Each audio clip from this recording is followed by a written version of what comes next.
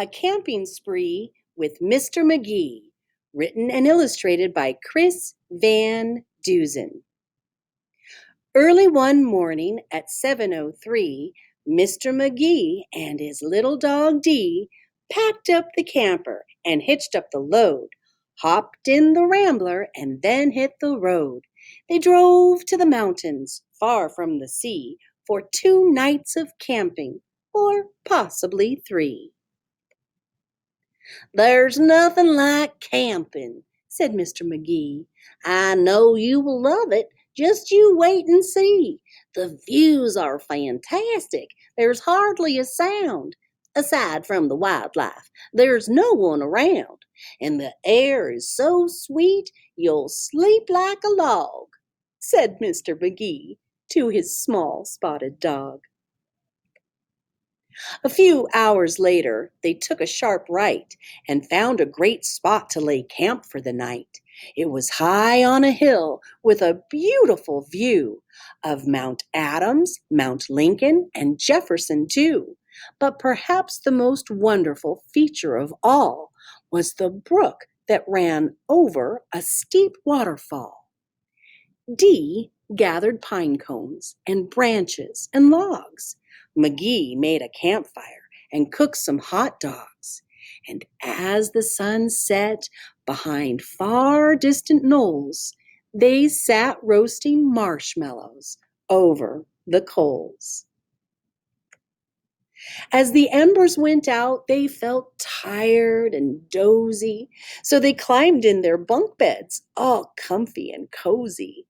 But while they were falling asleep without care, along came a bumbling, stumbling bear, a kindly old bear whose sight wasn't so clear.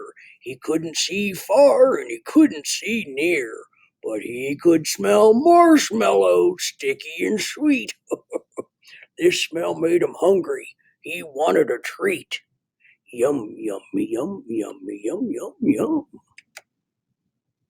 He sniffed out the place where the marshmallows lay, but the car and the camper were in the bear's way.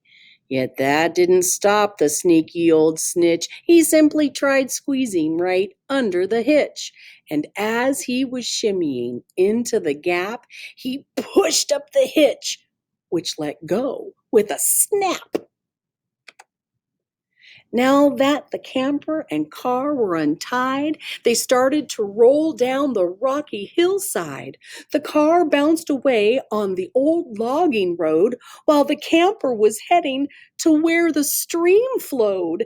It flew down the hill in a wild, bumpy ride, with Dee and Magee sleeping soundly inside.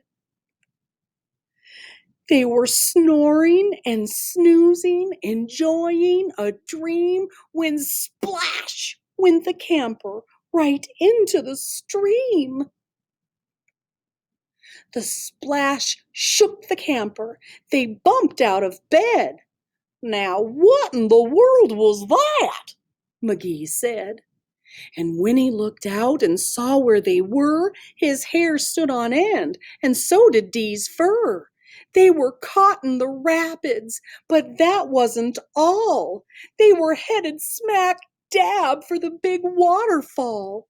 Dee and Magee both started to quiver as faster and faster they headed downriver. But just when they thought they'd fall over the edge, their camper got stuck on a rock at the ledge. So there they were, stranded, Magee and his pup, on the top of a waterfall, 50 feet up. Meanwhile, that nearsighted bear from before was searching for one little marshmallow more, when lo and behold, as if out of a dream, he spied something sweet floating over the stream. But what the bear thought was a marshmallow treat was really the hitch, and not something to eat. The bear was determined to capture his prize, so he jumped in the water right up to his thighs. He splashed through the stream to the edge of the fall and snatched up the trailer hitch, camper and all. Dee felt a tug. Magee heard a knock as the bear pulled the camper right off of the rock.